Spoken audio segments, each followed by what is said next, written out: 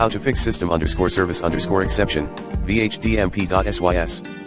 BSOD error on Windows 10? Here are some tips that would help fix system_service_exception, Vhdmp.Sys. BSOD error on Windows 10, 1. Check for malfunctioning drivers. And remove and reinstall device drivers using the recommended Avast driver updater in this video guide. 2.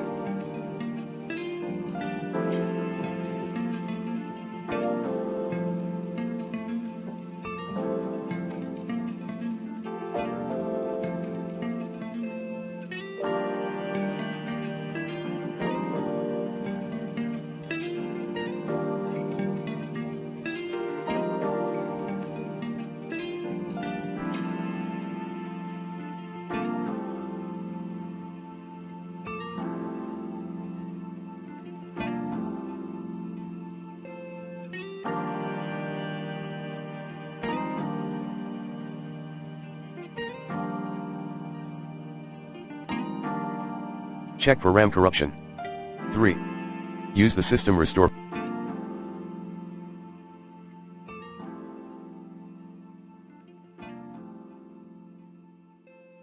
point.